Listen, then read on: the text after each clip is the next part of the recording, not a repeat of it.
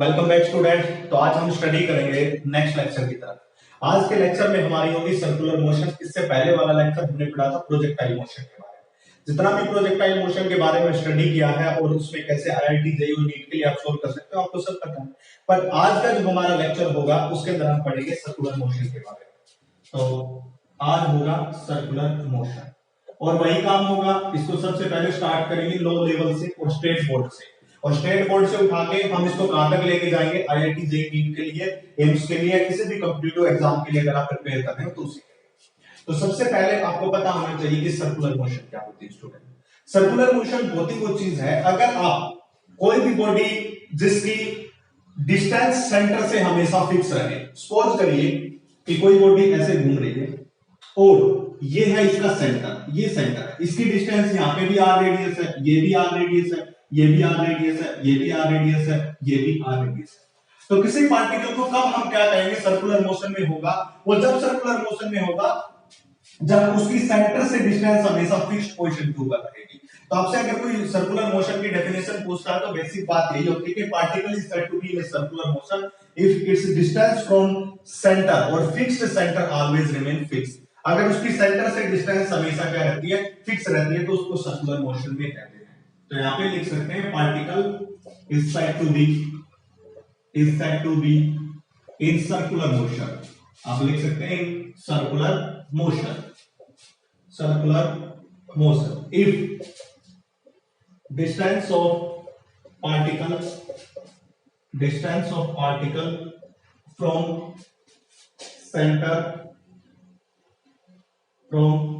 Centre always remain fixed. उसकी centre से distance हमेशा क्या रहनी चाहिए बच्चों, फिक्स रहनी चाहिए। तो आप देख सकते हो कि बच्चा पार्टी की जो सारी की सारी डिस्टेंस है इसकी सेंटर से क्या रहती है, फिक्स रहती है। तो इसलिए हम इसको क्या कहते हैं, सर्कुलर मोशन कहते हैं। आप सर्कुलर मोशन के हमारे जनरल लाइफ में बहुत सारे एग्जांपल्स और आप एग्जांपल्स पढ़ते भी हो, जैसे कि एक पार्टिकल कोई सर्कल में घूम रहा है, या फिर सिंपल पेंडुलम की मोशन के बारे में आप बात करते हो, वो भी एक सर्कुलर मोशन के आपके अंदर आ जाती है। स्विंगिंग कोई चीज हो रही है वो भी सर्कुलर मोशन में आती है। हमारे सूर्य के चारों ओर धरती चक्कर लगाती है। सैटेलाइट रिवॉल्विंग अराउंड सन या अर्थ के चारों ओर, जो सैटेलाइट आपने सुना होगा ना, जीएसएल, ये अलग अलग टाइप के सैटेलाइट होते हैं, कोर सैटेलाइट, जियोस्टेशनरी सैटेलाइट, ये सारे क्या करते हैं, हमारे अर्थ के चारों ओर चक्कर लगाते हैं। तो हम क्या कहेंगे, सैटेलाइट रिवॉल्विंग अराउंड द सन, वो भी किसकी है, सर्कुलर मोशन है, क्योंकि वो किसी पर्टिकुलर डिस्टेंस से हमेशा फिक्स रहती है। सिंपल पेंडुलम की मोशन होती है, वो भी सर्कुलर मोशन होती है। तो ये सब अलग अलग टाइप की मोशन होती है। खैर, इसके बाद मोशन भी दो टाइप की होती है। मोशन की अगर हम बात करते हैं तो वो भी दो टाइप की होती है। तो उसकी सबसे पहले टाइप की अगर हम मोशन की बात करते हैं, फर्स्ट टाइप की मोशन वो होती है uniform circular motion. Uniform circular motion. Second अगर हम बात करेंगे तो वो हो जाएगी नॉन यूनिफॉर्म सर्कुलर मोशन। देखिए, जब यूनिफॉर्म सर्कुलर मोशन की बात करते हो तो उसके अंदर क्या होता है कि जब कोई पार्टिकल सर्कल में घूमता है, सपोज करो कि ये पार्टिकल सर्कल में घूम रहा है, ये इसकी आर डिस्टेंस है। तो जब पार्टिकल सर्कल में घूमता है, इसकी स्पीड, यहाँ पे हम किसकी बात कर रहे हैं बेटा, स्पीड की बात कर रहे हैं। तो बच्चे स्पीड हमेशा इसकी क्या रहनी चाहिए, सेम रहनी चाहिए, स्पीड कभी चेंज नहीं होती। That circular motion is called uniform circular motion. यहाँ पे भी दो टाइप की सर्कुलर मोशन होती है, uniform circular motion, non uniform circular motion. तो यूनिफॉर्म सर्कुलर मोशन क्या होगी, speed of the particle does not change through whole journey. अगर इसकी कंप्लीट जर्नी के दौरान पार्टिकल की स्पीड चेंज नहीं हो रही, क्योंकि आपको पता है कि स्पीड की जब बात करते हैं तो स्पीड एक स्केलर क्वांटिटी होती है, डायरेक्शन का उससे कोई मतलब होता नहीं है। केवल स्पीड में मैग्नीट्यूड से मतलब होता है, हमें कोई डायरेक्शन तो होती ही नहीं है उसकी। तो इसलिए हम क्या कहते हैं कि जब पार्टिकल सर्कुलर मोशन में घूम रहा है या सर्कल में चल रहा है, उसको यूनिफॉर्म तब कहेंगे जब उसकी स्पीड क्या रहेगी, कांस्टेंट रहेगी। यानी कि वो स्पीड क्या रहनी चाहिए, कांस्टेंट रहनी चाहिए। वेलोसिटी चेंज हो सकती है बच्चा, पार्टिकल वेलोसिटी क्या हो सकती है बच्चे, चेंज हो सकती है कि यहाँ पे वेलोसिटी अलग हो या उसकी डायरेक्शन चेंज हो सकती है, बट इसकी स्पीड हमेशा क्या रहे, कांस्टेंट रहे। तो उसको हम क्या कहते हैं, यूनिफॉर्म सर्कुलर मोशन कहते हैं। यूनिफॉर्म सर्कुलर मोशन क्या, स्पीड रिमेन्स कांस्टेंट, पूरी जर्नी के दौरान इसकी स्पीड क्या रहेगी, कांस्टेंट रहेगी। अब बात करते हैं नॉन यूनिफॉर्म सर्कुलर मोशन की। नॉन यूनिफॉर्म सर्कुलर मोशन में क्या होती है कि अगर पार्टिकल की स्पीड चेंज होती रहे, पार्टिकल की क्या होती रहे, स्पीड चेंज होती रहे, स्पीड चेंज होती रहेगी, तो उसको हम क्या कहेंगे, नॉन यूनिफॉर्म सर्कुलर मोशन। आप कहोगे कि सर हमें तो इतना ज्यादा क्लियर नहीं हुआ है, तो इसको कैसे क्लियर करेंगे, इसको भी कर लेंगे। सबसे पहले हम क्या करेंगे, सबसे पहली मोशन हम क्या देखेंगे, अर्थ रिवॉल्व, सबसे अर्थ को छोड़ो, सैटेलाइट की बात कर लेते हैं। सैटेलाइट रिवॉल्व अराउंड अर्थ, ये एग्जांपल हो गया। दूसरा एग्जांपल होगा अर्थ रिवॉल्व अराउंड सन। ये दोनों किसके एग्जांपल है, ये यूनिफॉर्म के एग्जांपल है, क्योंकि जब वो घूमते हैं तो हर तरीके से उसकी जो स्पीड होती है वो क्या रहती है, कांस्टेंट रहती है। जब सैटेलाइट उस सन के चारों ओर घूमता है या इसके अर्थ के चारों ओर घूमता है, तो उसकी स्पीड हमेशा स्पीड ऑफ अर्थ के बराबर होगी, तो उसको जियो स्टेशनरी सैटेलाइट कह देंगे। अगर वो अर्थ से अलग होगी तो वो दूसरा सैटेलाइट हो जाएगा। तो जियो स्टेशनरी सैटेलाइट की डेफिनेशन ही होती है, if the speed of the satellite is equal to speed of the earth and have a same rotation sense, same direction में, जिस डायरेक्शन में अर्थ घूम रही है उसी डायरेक्शन में अर्थ की स्पीड के साथ ही घूमता है, तो उस सैटेलाइट को हम जियो स्टेशनरी सैटेलाइट कहते हैं, क्योंकि उसकी स्पीड पूरी जर्नी के दौरान कांस्टेंट रहती है। तो वो यूनिफॉर्म सर्कुलर मोशन के एग्जांपल ही ये दोनों, ये पहला एग्जांपल था, और दूसरा अर्थ रिवॉल्व अराउंड सन, ये दूसरा एग्जांपल है, और ये किसके एग्जांपल है, यूनिफॉर्म सर्कुलर मोशन के। अब बात करते हैं नॉन यूनिफॉर्म सर्कुलर मोशन की। जब नॉन यूनिफॉर्म सर्कुलर मोशन की बात करते हैं तो हम सिंपल पेंडुलम का एग्जांपल लेते हैं। सिंपल पेंडुलम, ठीक है, सिंपल पेंडुलम का एग्जांपल लेते हैं। आपको पता है सिंपल पेंडुलम की यहाँ पे क्वेश्चन आएगी, जब ये आएगा एक बार इधर आएगा। आप देख लीजिए ये ऐसे ऐसे घूम रहा है, तो अब एक जैसा ऐसी क्वेश्चन आएगी, यहाँ पे जब ये पार्टिकल होगा यहाँ पे होगा, यहाँ पे इसकी वेलोसिटी मैक्सिमाइज हो जाएगी, यहाँ पे जीरो हो जाएगी, तो यहाँ पे स्पीड कितनी है, मैक्सिमम है, और यहाँ पे स्पीड कितनी हो जाएगी, जीरो। यहाँ पे इसके पास पोटेंशियल एनर्जी आ जाती है, यहाँ पे काइनेटिक एनर्जी, एक जगह पोटेंशियल एक जगह काइनेटिक, तो एक जगह स्पीड जीरो, एक जगह स्पीड मैक्सिमम, एक जगह स्पीड जीरो, एक जगह स्पीड मैक्सिमम। तो simple pendulum is example of non uniform circular motion. तो दो टाइप की मोशन बताई, यूनिफॉर्म और non uniform circular motion. Uniform के example satellite revolves around earth या earth revolve around sun. Non uniform का सिंपल पेंडुलम एग्जांपल हो जाएगा। तो ये दोनों की दोनों अपने हिसाब से समझ आ रही होगी, दोनों में डिफरेंस, क्योंकि सिंपल पेंडुलम एग्जांपल तो सर्कुलर मोशन का है, बट कैसी नॉन यूनिफॉर्म, क्यों, क्योंकि जब एक क्वेश्चन के ऊपर काइनेटिक एनर्जी, दूसरे के ऊपर पोटेंशियल एनर्जी है। काइनेटिक एनर्जी होगा तो स्पीड होगी, पोटेंशियल एनर्जी होगी तो स्पीड जीरो हो जाएगी। ये बातें आपको पढ़ाई जाती है, इसलिए हम क्या कहते हैं, क्यों, क्योंकि जब पार्टिकल यहाँ पे आता है बच्चे, तो इसके पास स्पीड होती है, वेलोसिटी होती है, स्पीड होती है। जब यहाँ पे जाता है तो ये इससे देखिए इस पोजीशन से कितना ऊपर गया, h हाइट पे, तो इसके पास क्या होगी, पोटेंशियल एनर्जी। पोटेंशियल एनर्जी क्यों होती है, हाइट के कारण होती है। अगर सपोज कीजिए आप घर के अपने नीचे खड़े हैं और आप फर्स्ट फ्लोर के ऊपर जाते हो और आपकी फर्स्ट फ्लोर की हाइट h है, तो आपकी पोटेंशियल एनर्जी हो जाती है mg h के बराबर। क्यों, क्योंकि किसी हाइट के ऊपर गए हो, और वहां पे आपकी kinetic energy zero. Kinetic energy हमेशा मोशन के कारण होती है जब इसके पास स्पीड होती है, पोटेंशियल एनर्जी हमेशा हाइट के कारण होती है। तो यहाँ पे हाइट पे है तो पोटेंशियल एनर्जी होगी, काइनेटिक एनर्जी जीरो तो स्पीड जीरो, यहाँ पे स्पीड मैक्स। तो ये होगा uniform non uniform circular motion का जो भी बात है। अब जब हम यूनिफॉर्म और यूनिफॉर्म सर्कुलर मोशन के बारे में पढ़ ली, तो वही क्वांटिटी जो हमें स्ट्रेट लाइन में पढ़ी थी, वही क्वांटिटी हम किस में पढ़ेंगे, सर्कुलर मोशन में पढ़ेंगे। हो सकता है कि ये वीडियो एक में खत्म ना हो, तो कुछ पार्ट इसका दूसरी वीडियो में डाल देंगे और वो देखते जाइएगा। अब सबसे पहली बात एंगुलर डिस्प्लेसमेंट, की बात करते हैं। सबसे पहला हमारा टॉपिक होगा एंगुलर डिस्प्लेसमेंट का, जिसको थीटा से डिनोट करते हैं। अब हम क्या करेंगे, एंगुलर डिस्प्लेसमेंट को हमेशा थीटा से डिनोट करेंगे। अब सबसे पहले हम क्या करेंगे कि एंगुलर डिस्प्लेसमेंट होती क्या है। अब सपोज कीजिए कि ये इसका सेंटर है और P पॉइंट से पार्टिकल चल के Q पॉइंट पे है। कहां से चला, P पे, और Q पॉइंट तक है, और यहाँ पे जो एंगल ट्रेस हो गया वो क्या हो गया, थीटा के बराबर। किसके बराबर हो गया, थीटा। ये एंगल क्या है, थीटा है, और ये पॉइंट क्या है, Q के बराबर है, ठीक है, P से Q पर है। तो जब P से Q तक एक पॉइंट से दूसरे पॉइंट तक जब कोई पार्टिकल जाता है और जितना एंगल सेंटर के ऊपर ट्रेस होता है, उसको हम क्या कहते हैं, एंगुलर डिस्प्लेसमेंट कहते हैं। Angular displacement is angle trace at centre when a particle move from one point to another point. जब कोई पार्टिकल एक पॉइंट से दूसरे पॉइंट तक जाता है तो जितना एंगल सेंटर पे ट्रेस हुआ उसी को हम क्या कहते हैं, एंगुलर डिस्प्लेसमेंट। इंग्लिश में समझो इस बात को, कैसे होगा, the angle trace by the particle at the center। देखिए this is the center and this is the angle trace। तो angle trace by the particle at the center when it moves one point to another point। ठीक है, तो हम क्या कहेंगे angular displacement को, angle trace by particle, trace by particle, particle when it move one point to another point, one point to another point, another point. जब एक point से दूसरे पॉइंट तक जाता है तो जितना एंगल ट्रेस होता है उसको हम क्या कहते हैं, एंगुलर वेलोसिटी कहते हैं। इसको किससे डिनोट करते हैं, एंगुलर डिस्प्लेसमेंट कहते हैं, थीटा से डिनोट करते हैं। इसको ऐसे, ये थीटा, ये डिनोट हो गया इसका। इसके बाद इसकी यूनिट क्या होती है, एंगुलर की डिस्प्लेसमेंट जिसको थीटा कहते हैं, इसकी यूनिट होती है रेडियन।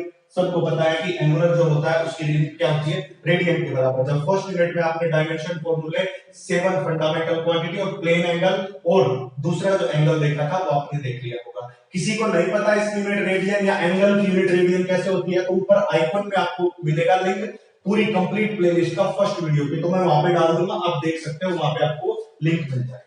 तो फर्स्ट इज एंगुलर डिस्प्लेसमेंट। अब वहां पे भी हमने डिस्प्लेसमेंट को पहले एक्सप्लेन किया था। जब डिस्प्लेसमेंट को एक्सप्लेन कर लिया तो हमारे पास वेलोसिटी आ गई, एक्सेलरेशन आ गई।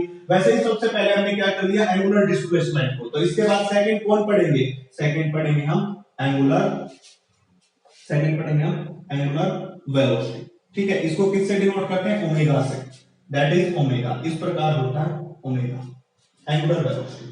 अब एंगुलर वेलोसिटी क्या होती है, rate of change of angular displacement. वहां पे क्या था, वेलोसिटी डिस्प्लेसमेंट अपॉन टाइम। यहां पे क्या होगा, एंगुलर डिस्प्लेसमेंट अपॉन टाइम, कोई चेंज नहीं है। जब वेलोसिटी का फार्मूला पढ़ा था, displacement upon time is called velocity, उसी प्रकार angular velocity is angular displacement upon time. तो हम यहां लिखेंगे rate of change of, rate of change of angular displacement, angular displacement. ठीक है, उसको हम क्या कहेंगे, एंगुलर वेलोसिटी कहेंगे। आप कह सकते हो it is the ratio of angular displacement to angular time, it is the ratio of angular displacement to time is the angular velocity, that is omega, जिसको हम एंगुलर वेलोसिटी से डिनोट करते हैं, इज इक्वल टू में angular displacement, angular displacement divided by में time. Angular displacement को किससे denote करते हैं, थीटा से डिनोट करते हैं, टाइम को टी से। तो what is the omega, omega is theta by T, omega is theta by T. अब इसकी यूनिट की बात करते हैं, हम यूनिट पे आ जाते हैं। अब थीटा की यूनिट क्या होती है, रेडियन, रेडियन होगी। अब टाइम की यूनिट क्या होती है, सेकंड, तो क्या आ जाएगी, रेडियन पर सेकंड, ये यूनिट आ जाएगी। कोई चेंज नहीं करना, अपने पास से कुछ भी नहीं करना, सब कुछ यहीं पे है, याद यहीं से करना है, लिखना सब यहीं से, समझना यहीं पे। ये चीजें क्यों समझा रहे हैं, क्योंकि आगे जाके आपको आईआईटी नीट में जब प्रिपेयर करोगे तो सब काम आएंगे। क्योंकि जब तक आपको थ्योरी की अच्छी तरह से कंसेप्ट क्लियर नहीं होगा तब तक आप किसी क्वेश्चन पे उसको अप्लाई नहीं कर सकते। तो पहले कंसेप्ट क्लियर कीजिए और फिर उसको क्वेश्चन पे अप्लाई करोगे तो आप जल्दी कामयाब हो जाओगे। ये थी हमारी सेकंड वन। अब चलते हैं third one. Third is angular acceleration, angular acceleration, इसको डिनोट करते हैं इसी अल्फा से। एंगुलर डिस्प्लेसमेंट को थीटा से, एंगुलर वेलोसिटी को ओमेगा से, एंगुलर एक्सेलरेशन को अल्फा से डिनोट करते हैं। जैसे कि हमने अभी बताया कि एंगुलर डिस्प्लेसमेंट किसके बराबर होती है, थीटा के बराबर। फिर हमने एंगुलर वेलोसिटी को एक्सप्लेन किया, rate of change of angular displacement is called angular velocity. उसी प्रकार rate of change of angular velocity is called acceleration. Displacement upon time velocity, velocity upon time is acceleration, ये हमने linear में पढ़ा था, straight line. उसी प्रकार angular displacement upon time angular velocity, angular velocity upon time angular acceleration. तो यहां पे लिखेंगे हम rate of change of, rate of change of, अपने बोर्ड के एग्जाम में या फिर आप 11th क्लास में जो भी एग्जाम लिख सकते हो, कोई गलत नहीं होगा। Rate of change of angular velocity, rate of change of angular velocity, उसको हम क्या कहेंगे, एंगुलर एक्सेलरेशन। अल्फा से डिनोट करते हैं तो हम ऊपर लिखेंगे angular velocity, angular velocity divided by में क्या रहेगा, टाइम रहेगा। अब एंगुलर वेलोसिटी को तो हम किससे लिखते थे, ओमेगा से, तो ओमेगा डिवाइडेड बाय में टाइम के बराबर, तो ओमेगा बाय टाइम, तो ये हो जाएगा अल्फा की वैल्यू। ठीक है, अब इसकी वही बात आती है यूनिट पे, यूनिट पे बात करते हैं। जब यूनिट पे बात करेंगे तो इसकी यूनिट एंगुलर वेलोसिटी की रेडियन पर सेकंड थी, ओमेगा की यूनिट कितनी थी, रेडियन पर सेकंड। टाइम की कितनी है, सेकंड। इसको मैं लिखूंगा तो ये सेकंड नीचे ही आएगा ना, रेडियन पर सेकंड, तो सेकंड इंटू सेकंड, सेकंड का स्क्वायर, तो रेडियन पर सेकंड स्क्वायर, ये क्या आ जाएगी यूनिट आ जाएगी। तो ये तीनों बता दी, एंगुलर डिस्प्लेसमेंट, एंगुलर वेलोसिटी और angular acceleration. Alpha is equal to omega by t. तो ये तीनों बातें मैंने आपको एक्सप्लेन कर दी। अब हम क्या करते हैं, इसके अंदर एक दूसरे के बीच रिलेशनशिप बना लेते हैं। वो रिलेशनशिप कैसे बनते हैं वो देखिए। मैं कह देता हूं कि लीनियर वेलोसिटी और एंगुलर वेलोसिटी के बीच रिलेशनशिप बना दीजिए, लीनियर एक्सेलरेशन और एंगुलर एक्सेलरेशन के बीच रिलेशनशिप बना दीजिए। तो ये सब रिलेशनशिप हमें बनाने सीखने हैं। तो रिलेशनशिप बनाने के लिए ये तो आपको हो गया होगा क्लियर। तो इसको मैं साफ कर देता हूं, आगे चलते हैं। यहां पे मैं ये सब बातें लिख देता हूं फोल्डर में। Omega is theta by T, angular velocity is angular displacement upon time, angular acceleration is omega by T. अभी अभी बता, ये रहा इस साइड, देख सकते हो ये रहा। देखिए अब आएगा हमारा relation between omega and v. देखिए ओमेगा क्या है, यहाँ पे एंगुलर वेलोसिटी है, और वी क्या है, लीनियर वेलोसिटी। इससे पहले जितने भी पढ़ते थे सब तुम क्या पढ़ते थे, लीनियर वेलोसिटी पढ़ते थे। तो हमने क्या लिया, दो के बीच लिया है, एंगुलर वेलोसिटी और लीनियर वेलोसिटी। ये एंगुलर और ये लीनियर, सबको पता है इसके बीच। तो इसको एक्सप्लेन करने के लिए सबसे पहले हम क्या करते हैं कि एक पार्टिकल लेते हैं जो पी पॉइंट से क्यू पॉइंट तक जा रहा है, थीटा एंगल ट्रेस कर रहा है, ठीक है। अब ये P पॉइंट से B पॉइंट तक गया और किस वेलोसिटी के साथ गया होगा, v वेलोसिटी के साथ। कोई ना कोई इसके पास वेलोसिटी तो रही होगी। P से पार्टिकल चलता है v वेलोसिटी के साथ, कहां पे पहुंचता है, Q पॉइंट के ऊपर पहुंचता है। S मान लीजिए क्योंकि ये थीटा और Q एक साथ हो रहा है, तो S पॉइंट तक पहुंचता है। P पॉइंट से चले गए पार्टिकल और S पे पहुंच गया v वेलोसिटी के साथ। और कितना टाइम लिया होगा, t टाइम में। कोई पार्टिकल v वेलोसिटी के साथ t टाइम लेता है, कहां से कहां तक पहुंचने में, P पॉइंट से S पॉइंट तक पहुंच गया, ठीक है। हमें क्या करना है, इन दोनों के बीच रिलेशनशिप फाइंड आउट करनी है। तो इन दोनों के बीच रिलेशनशिप फाइंड आउट करनी है, तो सबसे पहले आप मेरे को ये बताइए, P से S इज अ डिस्टेंस। अब आपको पता है कि वेलोसिटी इज इक्वल टू में distance upon time, distance upon time. ये तो आपने पहले से ही पढ़ रखा है कि वेलोसिटी इज डिस्टेंस अपॉन में टाइम। वो बात अलग है कि जब हम एंगुलर वेलोसिटी ओमेगा पढ़ते हैं तो वो डिस्प्लेसमेंट अपॉन टाइम हो जाता है, angular displacement upon time. But यहाँ पे अगर हम बात करेंगे स्पीड की, तो distance upon time, speed is distance upon time, ठीक है। अब डिस्टेंस कितनी है, ps, distance is ps, p से s तक गया, कितना टाइम लिया, t time, is equal to में किसके बराबर होगा, v के बराबर होगा। अगर मैं ps निकालूं तो ये किसके बराबर हो जाएगा, v into t के बराबर। That ps is equal to v into t, that is equation number first. ये क्या हो जाएगी, इक्वेशन नंबर फर्स्ट। अब इसके बाद आपको कुछ एंगुलर की नॉलेज होनी चाहिए, इसलिए मैंने बोला है कि फर्स्ट यूनिट के डायमेंशन फॉर्मूलों के पहले जब 7 फंडामेंटल क्वांटिटी बताई जाती है, उससे पहले उसके साथ जो प्लेन एंगल और सॉलिड एंगल दो बताए जाते हैं। अब वो क्या होते हैं, वो अपने काम की चीजें, किसी को नहीं पता फिर से बोलना, ऊपर आइकन मिलेगा, ऊपर जाके आइकन में आप हैक कर सकते हैं, और साथ साथ हो सकता है कि मैं डिस्क्रिप्शन में भी कंप्लीट कर लिख दूं। आपको पता होना चाहिए कि जो एंगल होता है वो क्या होता है, r अपॉन रेडियस। ये फार्मूला आपको पता होना चाहिए, तब आप इसको यूज कर पाओ। क्योंकि जब किसी पार्टिकल को सर्कल में घुरा रहे हो, एंगुलर में चले गए, तो आपको ये जरूर पता होना चाहिए कि angle is equal to r upon radius के बराबर होता है। तो एंगल यहाँ पे कौन है, थीटा है जी, सबको पता है। r कौन है, ये रिया, ये है r, जिसको मैं क्या कहूंगा, ps r, इसलिए लगा के r। रेडियस कितनी है, ये रिया r, आपको पता है इसकी रेडियस r। अगर कोई चीज ps निकाल दो तो आप क्या कहोगे जी, theta into r, that is equation number second, ठीक है। अब इक्वेशन नंबर फर्स्ट ये रही, इक्वेशन नंबर सेकंड ये रही, दोनों को इक्वेट करना है। इसको मैं साफ कर देता हूं। अब हमारा काम कुछ भी नहीं बचा, हम क्या करेंगे, इक्वेट फर्स्ट एंड सेकंड। पहली और दूसरी इक्वेशन को मैं क्या कर देता हूं, इक्वेट कर देता हूं। अब पहली इक्वेशन में क्या है आपके पास, पहली इक्वेशन में है ps is equal to v into t। देखिए अब ps is equal to v into t, तो v into t is equal to में ps इज इक्वल टू में q into r, theta into r, sorry theta into r, ये theta है, theta theta into r। अब v is equal to में theta divided by t into r, t नीचे आ गया तो ये आ गया। अब आपको पता होना चाहिए कि theta by t is omega, theta by t is omega, ऊपर कॉर्नर में लिख रखी है, तो v इज इक्वल टू में ओमेगा इनटू r। क्यों, क्योंकि theta by t is equal to में ओमेगा के बराबर होता है, इसलिए हमने ये बात लिख दी। तो v किसके बराबर आ गया आपके यहाँ पे, v आ गया हमारे पास, v is omega cross r, ये आ गया, v is omega cross r के बराबर आ गया, ठीक है। v is omega cross r, cross product होता है ओमेगा और r का, v is omega cross r। तो this is the linear relationship between omega and r. अगर कोई कहे कि what is the relationship between the linear velocity and angular velocity, relationship between the angular velocity and v के बीच, तो linear velocity v is equal to omega into r। ये याद रखना है, मैं यहां पे लिख देता हूं, v is equal to omega into r के बराबर होती है, ये या ओमेगा r।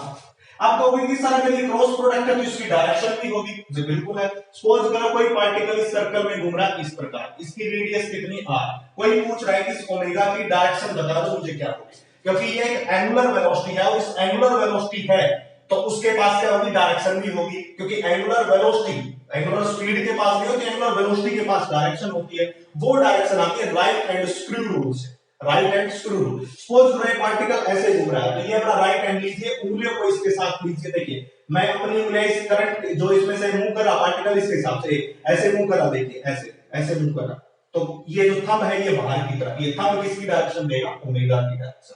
अगर इसकी बजाय इसमें करंट होता इस डायरेक्शन में, अपोजिट डायरेक्शन में, अब देखो उंगलियां ऐसे आ रही है नीचे की तरफ, तो ये हो जाएगा अंदर की तरफ। अगर पार्टिकल इस डायरेक्शन में घूम रहा है तो उंगलियां ऐसे घूमेगी, तो ये थंब जाएगा अंदर, राइट हैंड लगाना, राइट हैंड थंब रूल अंदर की तरफ। अगर ये घूमता इस तरह, अगर ये पार्टिकल घूमता इस तरह, तो ये इस तरह बाहर की तरफ, वो ओमेगा की डायरेक्शन बता देते हैं। तो ओमेगा की डायरेक्शन है, जो डायरेक्शन कौन देता है, राइट हैंड थंब रूल देता है, थंब रूल।